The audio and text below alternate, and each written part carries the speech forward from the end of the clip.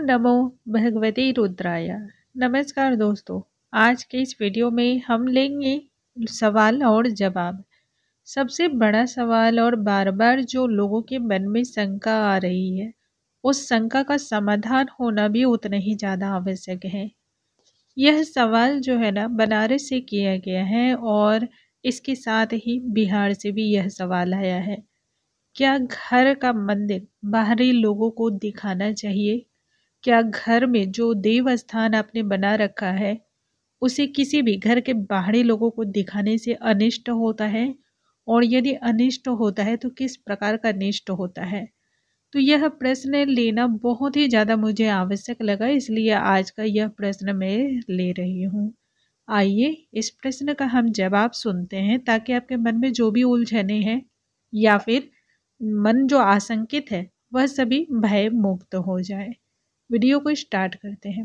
नमस्कार दोस्तों, कैसे हैं आप सभी? उम्मीद करती हूँ आप सभी स्वस्थ होंगे, सुरक्षित होंगे और आप सभी के उत्तम भविष्य की कामना करते हुए आज का ये वीडियो स्टार्ट करती हूँ। दोस्तों, घर के मंदिर में हम सभी प्रतिदिन पूजा पाठ करते हैं और हम सभी के दिन की शुरुआत पूजा पाठ से होती है। जब तक पूजा पाठ ना कर लो तब तक मन को शांति प्राप्त नहीं होती है, मन शुद्ध और सात्विक नहीं हो पाता है। आज के समय में प्रत्येक घर की दिनचर्या शायद कुछ ऐसी ही हो गई है कि जब तक पूजा पाठ नहीं होते हैं तब तक घर के दूसरे कार्यों की शुरुआत भी नहीं होती है। यह तो बहुत ही अच्छी बात है। यदि आपकी ऐसी आदत बन गई है तो इसे बहुत ही अच्छा और बहुत ही शुभ मानते हैं, क्योंकि हमारे शरीर के अंदर जो ऊर्जाएं हैं उनका देव से कनेक्ट होना या फिर दैवीय शक्ति से कनेक्ट हो करके दिन की शुरुआत करना, यह बहुत ही शुभ फलों को देता है। आपके शरीर की उन ऊर्जाओं को काफ़ी ज़्यादा वह दैवीय शक्ति प्रदान करती है।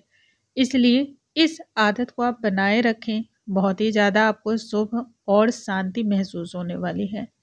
लेकिन कई सारे लोगों का कहना है, घर का जो देव मंदिर होता है, हमारे घर के बाहर से जो भी सदस्य आते हैं, यदि वह आपके देव मंदिर को देखते हैं या फिर जहाँ पर आपने पूजा स्थल बना के रखा है वह स्थान यदि वह देखते हैं तो यह बहुत ही अशुभ प्रभाव को देने वाला होता है। इससे बहुत सारी अनिष्ट कारक घटनाएं घटने लगती हैं। शायद आपको पुराने समय की अगर बात याद होगी तो आप सभी इस बात को बहुत अच्छी तरह से कनेक्ट कर पाएंगे। पुराने समय जितने भी घर होते थे, जितने भी हमारे गांव के घर होते थे, उनमें सबसे पहले आंगन पड़ता था और आंगन में सबसे पहले जो नज़र आती थी वह है तुलसी मैया। तुलसी मैया के बाद हमारा देव मंदिर का स्थान होता था घर में, जिनसे सभी रूबरू होते थे, सभी पहले वहां घुसते थे, प्रवेश करते थे, सबसे पहले उनके ही दर्शन होते थे और उसके बाद ही वो घर के अन्य हिस्से में वो सभी प्रवेश करते थे, जा पाते थे। लेकिन आप सभी यह भी जानते होंगे, उस समय किसी भी घर में अशांति का वातावरण नहीं था। उस समय जितने लोग हमारे घर में आते थे वह सभी शुद्ध और सात्विक विचारधारा के व्यक्ति होते थे। कभी किसी भी बात को लेकर के ना तो कलह कलेश जैसी स्थिति क्रिएट होती थी, ना ही किसी को नज़र दोष लगता था, ना ही टोटका होता था। तो तब भी तो हमारे घरों में मंदिर हुआ करते थे और वह भी पहले ही नजर आने वाले। तब तो घर के एक छोटी सी जगह में मंदिरें नहीं हुआ करती थी, बहुत बड़े विस्तृत तौर पे हुआ करती थी। वैसे में क्या घर के लोगों के अलावा जो बाहरी लोग उनका दर्शन करते थे या घर के बाहर के लोग जब भी घर में प्रवेश करते थे और मंदिर उन्हें नजर आते थे तो क्या अनिष्ट हो जाता था? अनिष्ट तो नहीं होता था, बल्कि यह तो आने वाले लोगों के लिए भी बहुत ही शुभ होता था, क्योंकि वह भी एक ऐसी ऊर्जा के प्रभाव में आकर तब आपके घर में प्रवेश करते थे जिससे उनके अंदर यदि किसी भी तरह की नकारात्मक ऊर्जा रही होगी या फिर कोई भी ऐसी बात भी रही होगी जो कि गलत है, तो वह भी देवी देवताओं के संपर्क में आने से नष्ट हो जाती है या फिर उनका भी प्रभाव जो है बहुत ही कम हो जाता था।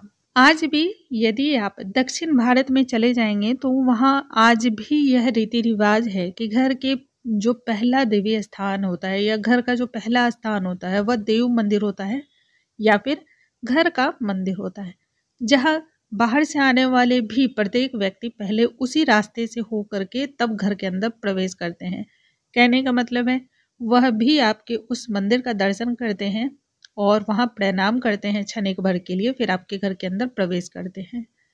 तब ऐसे में उन लोगों के मन में कितनी अच्छी ऊर्जाएं आती हैं। देखिए, देवी देवताओं से कनेक्ट होने से, देवी देवताओं के संपर्क में आने से ऊर्जाएं अच्छी होती हैं, ना कि बुरी होती है, ना ही किसी प्रकार का अनिष्ट इससे होता है। लोगों के द्वारा फैलाया गया यह एक भ्रम है, या फिर इसे आप बोल सकते हैं कि ये एक सच्चाई भी है। सच्चाई किस प्रकार से है?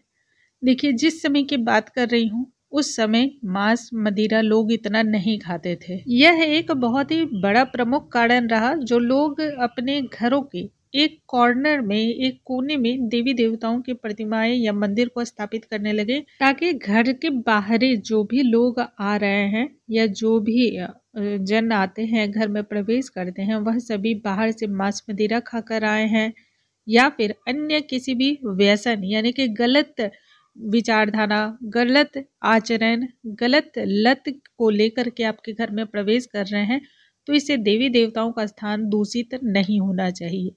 यह समझते हुए घर के एक ऐसे कॉर्नर में देवी देवताओं की प्रतिमाओं को स्थापित किया गया या स्थान दिया गया, जहां वह शुद्ध तरीके से वह अपने पूजा स्थल को रख सके। इसके निमित्त ही यह निर्माण किया गया। लेकिन यदि कोई दर्शन करता है तो इसमें किसी भी तरह की कोई गलत बात नहीं है, कोई खराब बात नहीं है। ये सभी चीजें वर्जित मानी जाती हैं। तब लोग इन नियमों का पालन करते थे, तो वह आंतरिक रूप से और बाह्य रूप से, दोनों ही रूप से वह स्वस्थ रहते थे और स्वच्छ विचारधारा के होते थे। लेकिन आज के समय में बदलती लाइफ स्टाइल, मॉडर्न जमाने के जितने भी संस्कार हैं, इसको फॉलो करते करते सभी लोगों में लगभग इस तरह की चीज़ें आ गई हैं। मांस मदिरा खाना एक बहुत ही कॉमन सी बात हो गई है। अब आप मांस मदिरा खा करके देवस्थान पे तो नहीं आ सकते हैं। हाँ, इसके साथ ही बहुत सारे लोगों की आदत होती है कि वह बाह्य आडंबर को दिखाने के लिए, यानी कि वह अपने रुतबे को दिखाने के लिए, अपने हाव भाव, पैसे के अस्तित्व को दिखाने के लिए भी देवस्थान का दर्शन लोगों को कराते हैं कि उनके पास पैसे बहुत है, सोने चांदी की मूर्तियां उन्होंने रखी है, या अपने मंदिर में उन्होंने बहुत सारा खर्च कर रखा है, लाइटिंग वगैरह बहुत अच्छी है। तो यह इस तरीके से भी यदि आप किसी को दिखाते हैं तो भी गलत माना जाता है। अगर इन सभी चीज़ों से बाहर निकल के देखा जाए, मन में किसी भी गलत भावनाओं को लाए बगैर यदि इस बात पर विचार किया जाए, तो देखिए यह बहुत ही अच्छी बात है कि घर के समक्ष या फिर घर के आगे वाले हिस्से में ही भगवान का स्थल हो, क्योंकि देवी देवताओं की जो मूर्तियाँ होती हैं, जो प्रतिमाएं होती है, जो फोटो होती हैं, उनके शरीरों की जो संरचना है, उनसे निकलने वाली जो ऊर्जा है, वह इतनी तीव्र होती है कि सामने वाले पापी से पापी व्यक्ति को भी वह बिल्कुल निष्पाप कर देती है, स्वच्छ कर देती है, उनके मनोभाव को सही कर देती है। तो बहुत ही शुभ होता है, यदि आप ऐसा करते हैं तो उत्तम। वरना आप जहाँ पे भी अपने आप को सुकून के 2 पल भगवान को समर्पित करके रख सकते हैं, आप वहीं पर पड़ा रहने दें। इस पे भी किसी भी प्रकार की कोई गलती नहीं है, कोई गलत बात नहीं है। उम्मीद है आज का यह वीडियो आप सभी को पसंद आया होगा।